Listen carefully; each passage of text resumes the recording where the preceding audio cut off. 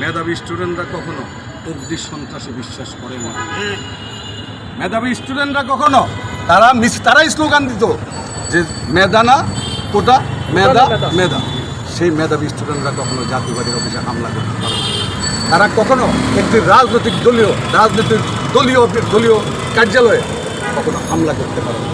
এটা কোনো বিবেক সম্পন্ন মানুষের কাজ নয়। আমরা জাতীয় পার্টি নিবন্ধিত দল। এই দেশের রাষ্ট্র ক্ষমতায় 9 বছর ছিল হুসাইন মোহাম্মদ এরশাদ। সেই হুসাইন মোহাম্মদ এরশাদের এই পুরালে কেউ হাত দিতে পারে না। ডক্টর ইউনূস সাহেব বলেছিলেন হুসাইন মোহাম্মদ এরশাদের মৃত্যুর পর যে আমি ইউনূস সাহেব আজকে হুসাইন মোহাম্মদ এরশাদের সৃষ্টি।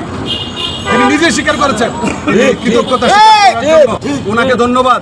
উনি যেন আবারও প্রমাণ দেন এই দেশের জনগণের কাছে, বিশ্ববাসীর কাছে, যে জাতীয় পার্টির অফিসে যে হামলা হয়েছে আমি এটা সুষ্ঠু তদন্ত সাপেক্ষে বিচার করে আমি হুসাইন মোহাম্মদ এরশাদের কাছে দ্বিতীয়বার কৃতজ্ঞতা প্রকাশ করি। ঠিক আজকে জিএম কাদের সাহেবের বিরুদ্ধে মিথ্যা মামলা হয়েছে।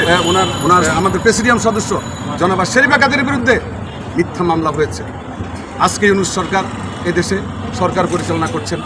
আজকে কোনো দলীয় সরকার না, অন্তর্বর্তীকালীন সরকার। অন্তর্বর্তীকালীন সরকার কিন্তু কারো পক্ষ নিতে পারে না।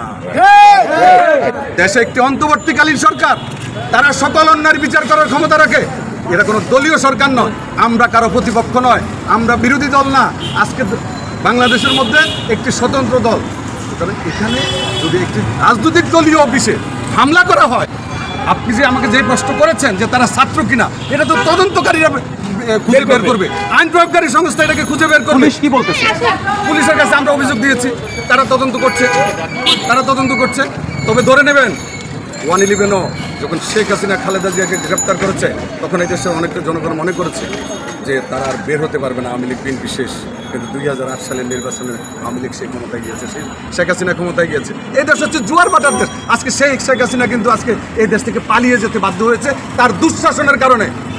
হুসাইন মোহাম্মদ এরশাদ 1990 সালের 6 ডিসেম্বর ক্ষমতা হস্তান্তর করার পর সকল রাজনৈতিক দল বিরুদ্ধে থাকা সত্ত্বেও, সেনাবাহিনী বলা সত্ত্বেও তিনি এই দেশের জনগণকে রেখে এই দেশ থেকে পালিয়ে যান।